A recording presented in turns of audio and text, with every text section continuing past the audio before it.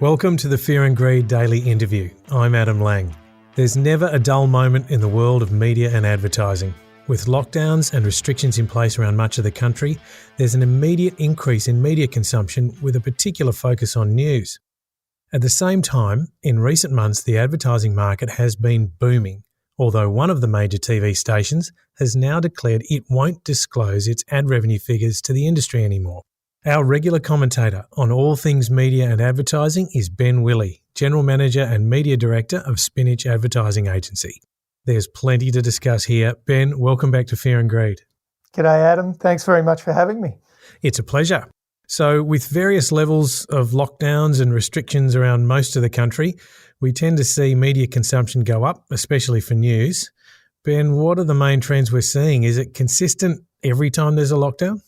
Well, we're learning a lot more about lockdowns, which I don't like admitting, but the trend is pretty consistent. And you might argue that TV executives engineered this one to get people back into their lounge rooms watching telly. But I knew they were powerful, but that's a surprise. yeah, look, I think that might be a stretch. But what we're really seeing is that major mediums like television and digital do very, very well out of lockdown. You know, some metrics for news viewing and news consumption on websites showing, up to 30% increases. Wow. Not so great in the past for outdoor companies. If we're not out and about, it's hard to consume large billboards. And radio is a bit of both. I mean, what we saw, interestingly, was that in the pandemic, people were still very interested in the spoken word, but shifted towards consuming audio content in a different way. So we're seeing a lot more podcasts or streaming audio and using smart devices to ask your smart device to play your favourite radio show. So that'll be a fascinating one to watch. We've also just had a look at some early numbers for May out of the Standard Media Index, which is the measurement of advertising spend in Australia. And for the period Jan to May, television's had an extraordinary growth of over 21%, and digital media's up 18%. And then outdoors only up 6% over the same period, because obviously we've seen some states and cities go in and out of lockdown. So a fascinating one to watch, and no doubt we'll all be watching very closely to see what impact this lockdown has on the economy and also on the ad market. Ben, those numbers, those percentage increases you mentioned, are they against the same time last year? Yeah, that's compared to Jan to May 2020. So that was a bit of a down, but that's a strong recovery in 1 year, isn't it? Yeah, look, the ad market has really been absolutely red hot, especially in the last few months. And, we're now in a position where sellers, especially sellers of fixed inventory mediums, and that's mediums that only have a certain number of ad slots, fixed inventory mediums are doing very tough. They're really trying to balance off what is a short-term market with improving their yield and improving their revenue. And there's nothing worse than being a TV station or a radio station or an outdoor company and having sold all your ad space and then have people knocking on the door wanting to give you more money that you have to turn away. So what we've seen is that money's flowed from mediums like TV into radio and outdoor because TV has largely been full in the last few months, which is something we haven't seen in a long, long time. Remarkable. So amongst that, news items, and obviously that's a big part of the content palette at the moment, news items can present challenges for some advertisers. They may not wish to be associated with some news items, or they may find it hard to make the most of a snap lockdown situation. How hard is it for a media company to make money out of that demand for news? It's a challenge. It's perhaps not as much as a challenge as contentious content is in the social media age. If there's a program on a television station that a bunch of people on social media don't like, they're all of a sudden enormously powerful and they target the advertisers. And we've seen that a lot in the radio space. We saw a lot of people target Alan Jones when he was on the radio, his advertisers. So it can be a really tricky balance for media companies.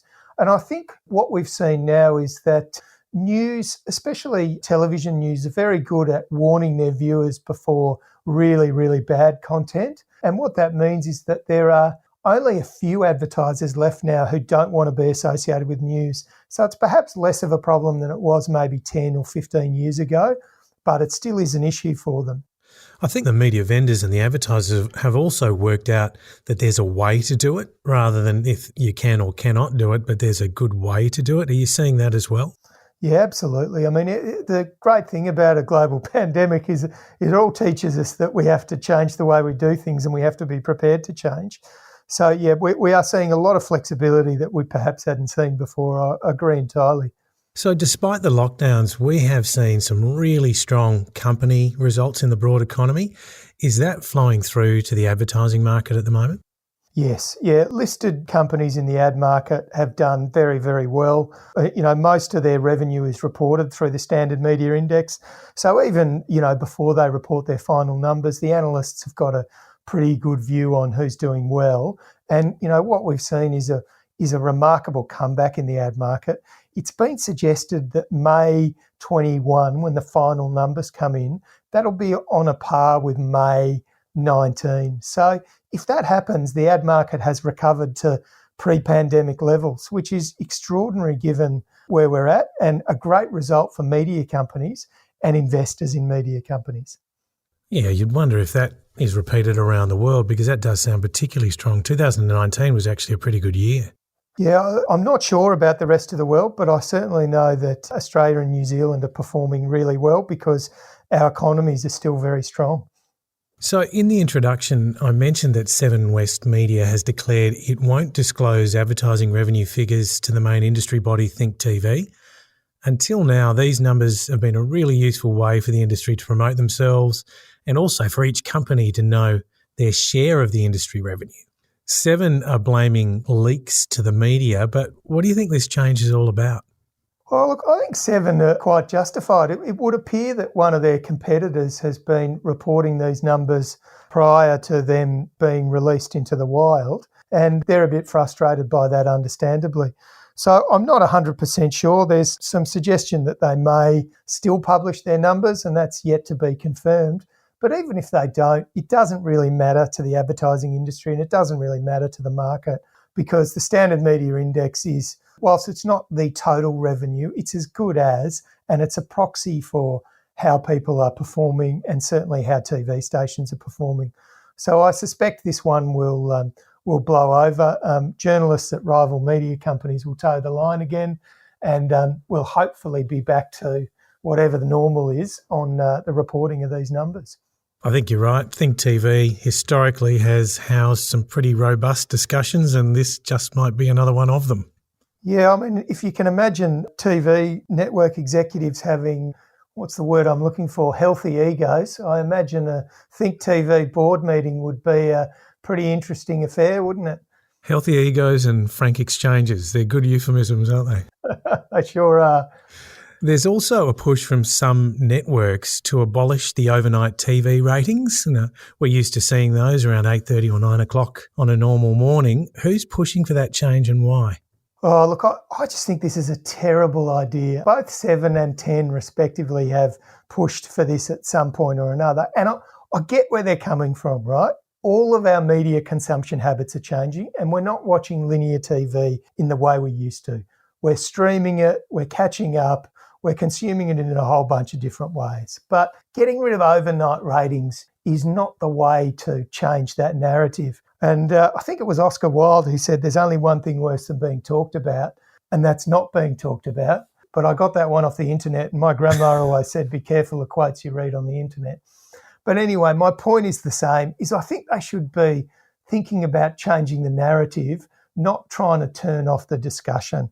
And it's a bit like when news organisations use the word allegedly. What we should be doing is people reporting on TV ratings should be doing the same. So what they should be saying is last night's overnight ratings were X for this particular sporting program, but usually with sporting programs we see a 10 or a 20 or whatever the number percentage increase is. And it's the same with drama. And the real problem we've got is that the OzTAM have been working on a system called VOZ, which is called Virtual OzTAM, which is to include the ratings for streaming and catch-up. And, they've only been at it for 2 years. Where's my sarcasm font? So it's not like they haven't had much time to make this happen. But really, what the industry needs is they need VOZ to be out and they need those numbers to be reported regularly. So we don't fall into the one-dimensional trap of just talking about overnight ratings and we start to say, okay, well, now that we have consolidated numbers for a particular program, it's performing very well. And what we all know is that Aussies love Aussie content, especially in reality, and we don't have to sit in front of the TV and watch it when a programmer tells us we have to, and we're very happy to stream it and catch up on it. And, the sooner that sort of common sense applies to that narrative, the better we'll be, allegedly. I think that's right. I mean, from an audience perspective, I quite like it when I know how many people watched a sporting event or a particular episode of a program I like, or even the news. And that daily cycle of information to me is useful. I imagine from an advertiser perspective, it's actually critical. If you've got campaigns in motion, they need to know those things. So I can see it having ramifications for audience, but more so for advertisers. How do you see it? Oh, look, we see it as an essential piece of information because there's so many factors that can mean a program can perform well or not, especially if it's new, weather, time of year, what it's up against. I mean, there's just so many variables as to whether you've delivered your eyeballs or not. And TV is still arguably the most powerful medium, sight, sound and movement, reaching a lot of people. And, we are expected by our clients to track that performance in real time. And if it's not going as well as it should be, we need to make moves in near real time to deliver that audience and to make it happen. So, yeah, look, absolutely essential for us media planners and buyers to deliver on, what deals we've done on behalf of our clients. Stay with me, Ben. We'll be back in a minute. My guest this morning is Ben Willee, General Manager and Media Director of Spinach Advertising Agency. So let's turn to the Olympics now. It's a bit out of cycle being 2021, but in the Olympics this year, coming from Japan, Seven have got the broadcast rights in Australia. How big will it be for the network this year, considering this Olympics are going to be far from normal? Well, look, I've just busted out my crystal ball, Adam, and I'm Thank you. I'm gazing into it very deeply. But I tell you what, wouldn't Channel 7 executive team be absolutely delighted if there was another snap lockdown just in time for Olympics? Another conspiracy theory. The short answer is Olympics always rates really well, especially for events where Aussies do well. We love watching Aussies swim and run and perform at the top of their game. We also like doing it at the time when it happens. So this time around, our time zones are pretty similar. So we'll be able to watch a lot of those events without having to get up at 2 in the morning and 4 in the morning. So that'll certainly work in the Olympics' favour. What'll work against it is there's so much more choice for entertainment. We could go away and listen to my favourite podcast, Fear and Greed, or we could go and do a whole lot of other stuff. So there's a huge amount of competition for your eyeballs, for your ears. So, and, there's all these other variables like there won't be anyone in the stadium, there won't be cheering. I mean, for those of you who've watched sporting events this year without crowds, it has a big impact.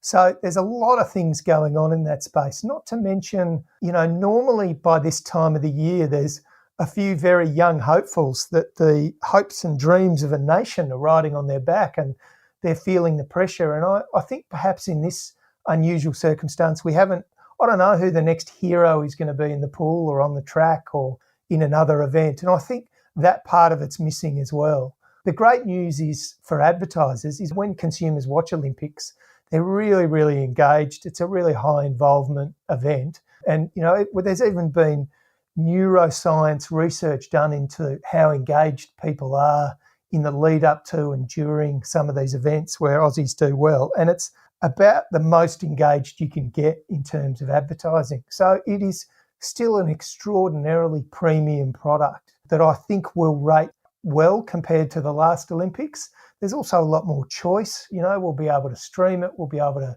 download it and watch it later. So, look, I think all in all, it will be considered a success. and it will be considered a great success if the network execs can engineer another lockdown in the lead up. I will have it on the whole time. I love it. That hero's journey, and pretty much the way I consume it, though, is a little bit different to normal television, where I've got it on the whole time. Some of the time I'm doing something else, and when something grabs my attention, I'll absolutely zero in on it. And I think it's one of those things that a lot of people will consume as well as other things at the same time. So whether I'm in lockdown or not, I'm going to be watching the Olympics. I look forward to it. Oh, me too. I just think it's a fantastic event. And my hat goes off to the commentators and the anchors. I mean, the amount of research they have to do to prep for an event like this is just extraordinary. And the amount of flexibility they have, it's a big production in TV terms. And it's fantastic when they get it right, isn't it? I agree. I mean, some of the colleagues I've had from media treat the Olympics as one of their favourite memories ever in their careers. So, turning to Google, we've spoken before about Google and the changes that they're making to third-party cookies. Essentially, Google are phasing cookies out, which is better for privacy, but makes it harder for advertisers. Google has now delayed this into the end of 2023. Were you surprised by that delay? Oh, not really. I might just take a minute to remind the listeners what third-party cookies are. Sure, good idea. Just so we can... What basically happens is when you go on a website, that website fires a bit of code that we call a tag or a cookie, and that information lives on your computer so we can use it as a later date to either decide that you're... And it's the same bit of technology they use when you look at a pair of shoes on an online retailer, and then that pair of shoes follows you around the internet scarily and wildly like a crazed ex-partner for the next 5 days, and then eventually fades to black. So cookies is a piece of technology loved and loathed by the industry. And Google, after much criticism of how they've handled privacy, have basically said, no, we're going to get rid of what we call third-party cookies. So third-party cookies are cookies from other companies that enable you to be tracked around the internet.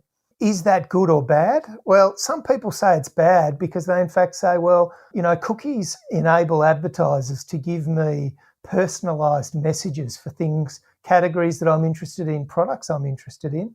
And the flip side of that is people say, well, I don't like being tracked at all, and I especially hate being retargeted by that pair of shoes. So I think it's a great thing. Really, the challenge for the industry is what do we have, and cookies have been around since the inception of the internet, what do we have in place of cookies that help us make sure that our messages are relevant and that, we don't waste too much money talking to the wrong people and talking to the devices.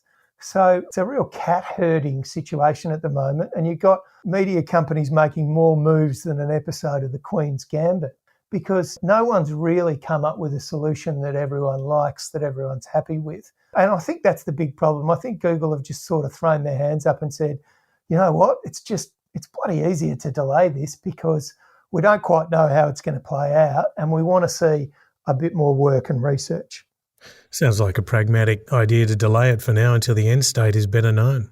Yeah, I think so. But look, what we do know is that it will happen, and this technology will disappear, and privacy is a bigger issue. So we've got Apple has been at war with Facebook, and the most recent update of Apple software, and those of you who've done it will notice that it's now saying this app is tracking you on other sites, and do you want to allow that? And really the reason Facebook is so good at targeting is not necessarily because they know what you do on the Facebook platform, but their third-party cookies are all over the internet. So they know what you do everywhere, and they collate all of that data, and then they give you an advertising or audience experience that's highly, highly personalised.